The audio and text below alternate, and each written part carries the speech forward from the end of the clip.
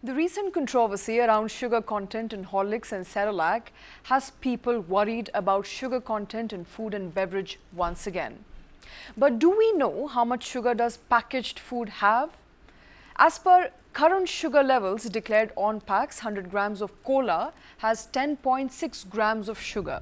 Biscuits have nearly 24.8 grams of sugar, while iced tea has a whopping 86 grams of sugar per 100 gram. Now, experts say that current calorie-based thresholds are not enough.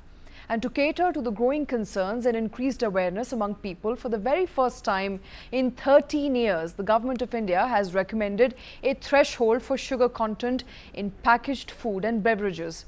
The guidelines have been formed by National Institute of Nutrition, the NIN, in collaboration with the Indian Council of Medical Research, ICMR.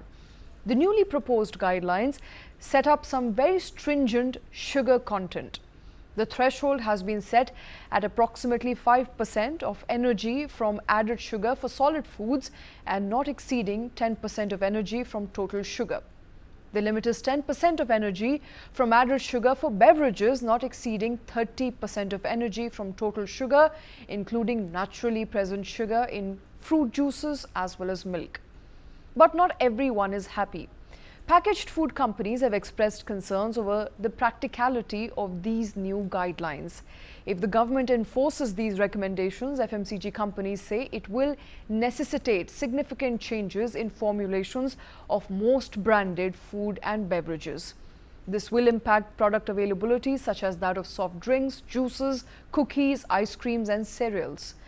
But the changes were a long time coming, and surprisingly, it took ICMR 13 years to address the problem.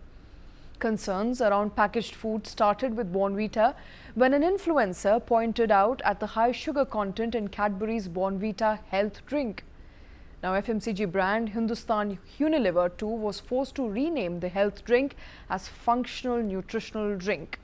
The Ministry of Commerce and Industry also directed e-commerce platforms to stop classifying drinks like Horlicks and Boost as healthy, while Bournvita was also forced to reduce the sugar content to approximately 32 grams from 37 grams.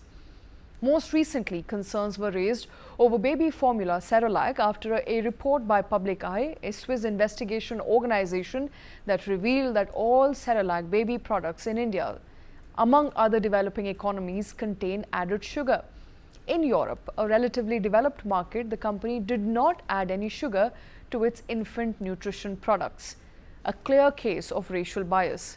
The company denied, and Nestle in fact said that Cerelac brand contains only 7 grams per 100 grams of serving of sugar in India, while the Food Safety and Standards Authority of India, the FSSAI, prescribes a maximum permissible limit of 13.6 grams for 100 grams of serving for baby cereal. Now, the sugar levels in Cerelac are in fact within the permissible limits in India, but the WHO offers a specific advice for healthy diet for infants and children and say that salt and sugar should not be added to complementary foods at all, which means that the current levels of added sugar are clearly not in tandem with global practices. Any attempt to codify permissible levels of salt and sugar and fats is welcome, but will be met with furious pushback from packaged food and beverage industry. The pressure that India's regulator must not buckle under if these practices are to come to force.